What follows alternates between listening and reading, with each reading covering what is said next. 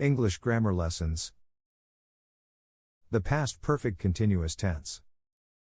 The past perfect continuous tense, also known as the past perfect progressive tense, is used to describe actions or events that were ongoing in the past, were still in progress, and had been going on for a specific duration before another past event took place. It is formed using the auxiliary verbs had been, and the present participle of the main verb, ing form. Formation. The formula to form the past perfect continuous tense is as follows. Subject, plus had been, plus present participle of the main verb, verb plus ing. Examples. I had been studying for 3 hours before the phone rang. They had been working on the project all night before they finally finished it. She had been cooking dinner when the guests arrived. He had been practicing the piano before his fingers started to hurt. Use and meaning. The past perfect continuous tense is often used to establish a connection between two past actions or to indicate the duration of an action that took place before another event in the past.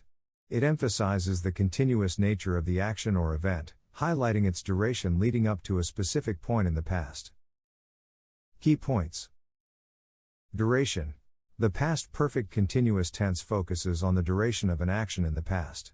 It tells us how long the action had been happening before it was interrupted or before another event occurred.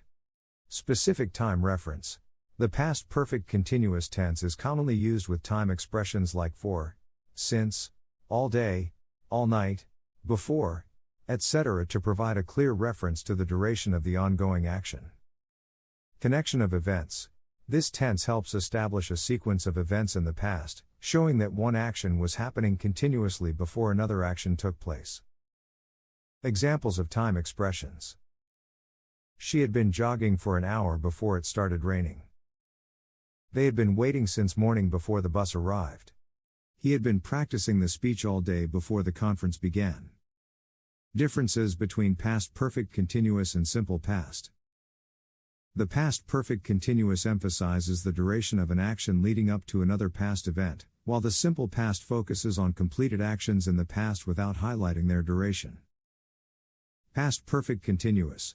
She had been painting the house. Focus on duration. Simple past. She painted the house. Focus on completion. Interrogative form. Had she been studying for the exam before she fell asleep? Negative form. They had not been working on the assignment before the deadline. Practice exercises. Rewrite the following sentences in the past perfect continuous tense. She waited for the train. Add duration. They played football. Add duration. I worked on the project. Add duration.